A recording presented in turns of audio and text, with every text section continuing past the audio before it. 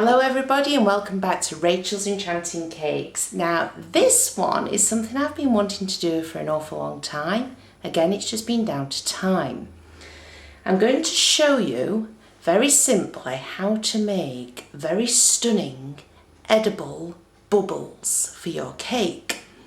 Now on this particular tutorial, my bubbles are classed as non-toxic bubbles, but they shouldn't be eaten, and that's because I'm choosing to add some rainbow dust food contact glitter. If you want your bubbles to be completely edible, then you just leave the glitter out and just add whatever colouring that you choose to add. So what are you going to need? I have a bowl of water. In here I have exactly 8 tablespoons. We are going to put some gelatin in this water soon, but to half the ratio. So with the gelatin, we'll be adding 4 tablespoons to the 8 tablespoons of water. Depending on where you are in the world, 1 tablespoon is 15 ml, if that helps at all. I've chosen to go with the Rainbow Dust 100% edible metallic paint because I'm wanting more of a gold feel for my bubbles. And like I've just mentioned, mine are food contact bubbles, so I'm using the non-toxic Rainbow Dust, and this one in particular is a dual dark gold. It's an absolute beautiful colour. And finally, you're going to need some balloons. It took me a while to find the right balloons at the right size, so go for water bombs. If you just go on Amazon or any other good shopping sites, you want a water bomb balloon. And just to secure them, just get some lollipop sticks. You can get these from all your good cake decorating stores. So let's get making them.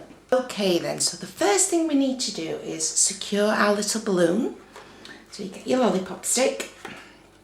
If you just pop it on the end, be gentle with them, and then just getting a little bit of sticky tape, stick it to the end of the lollipop stick just so it's nice and secure. Okay, and then I've got a cake dummy just here. I'll show you this, where I have stuck some ready to be used. I'm just going to pop that into the cake dummy gently. So we've got another one just there. So I'm just going to leave that to one side. So here now, literally these are all the ingredients that you need. All I'm going to do, I've got 4 tablespoons of gelatin here. I'm going to sprinkle it evenly over the water. Now if you've watched my fondant tutorial on how to make your own fondant, you will understand completely what's about to happen to this. We're going to leave it to bloom for about 5 minutes, that's a technical term for it. And this will basically set. But as soon as we heat it up again, it becomes nice and runny. But when it goes cold again, it sets. So we're then going to heat it up, add our gold food colouring, a little bit of glitter, and you will see what happens. So I'm going to leave that now for about 5 minutes just to let it bloom. Okay then, so you can see it's turned into a liquid again now. And this is where we add our colouring. Now as it gets cooler, it will start to set again, slowly but surely. So if that happens, don't worry, just pop it back in the microwave, warm it up again, and then it's ready for use. So I'm using the 100% metallic light gold. I'm going to squeeze some of that in. Let's give it a stir first. Oh, I'm liking the gold already, guys, and I've not even added the glitter. I shall take photographs because the camera just doesn't do it justice. I think that's more than enough. Okay, so we'll pop that to one side. And now for the dual dark gold food contact glitter, because that's what I'm choosing to use. I'm just going to sprinkle.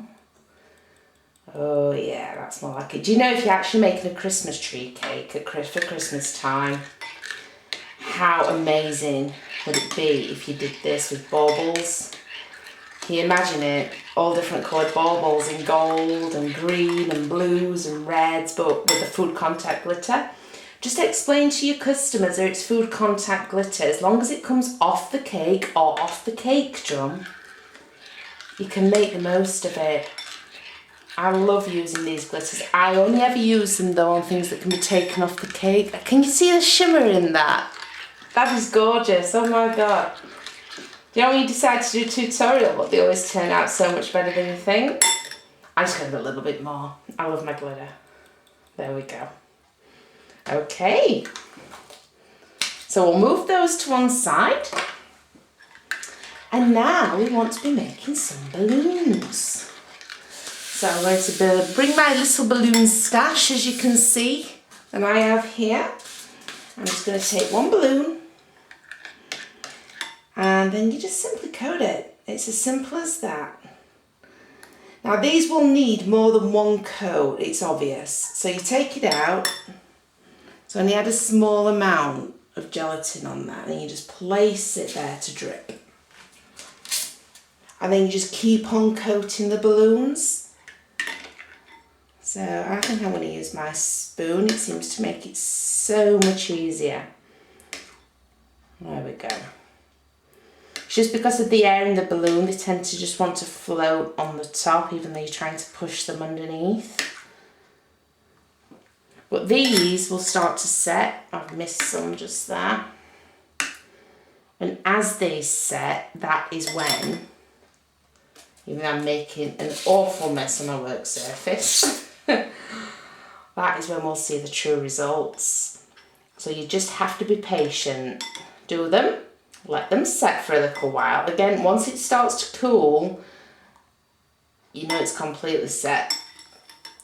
Because it'll just turn into what this bowl turned into, and then we'll just keep repeating the process.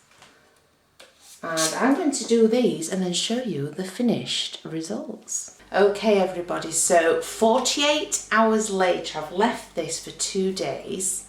This is one of the bubbles. I'm just going to tap it so you can hear.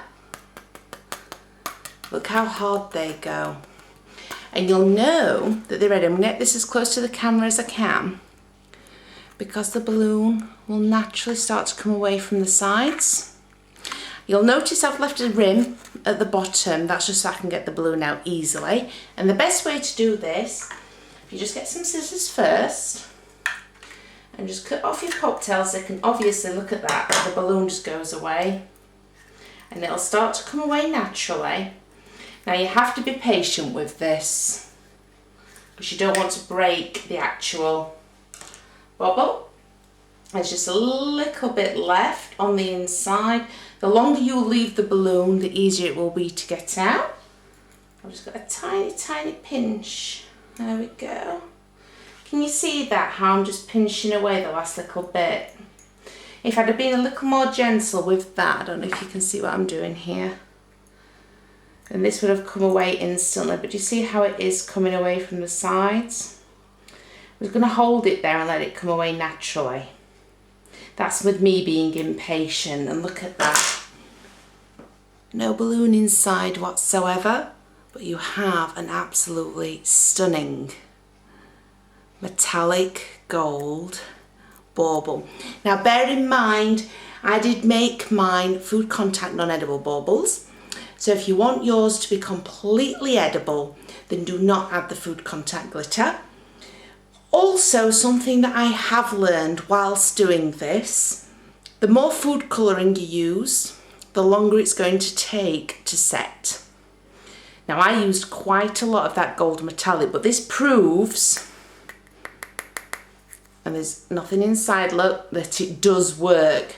But you just have to be patient, and I don't know about you other bakers out there, but I get really excited with new projects, so get going. You can now make your own edible bubbles. Have fun guys and happy baking. I'll be back soon with more tutorials.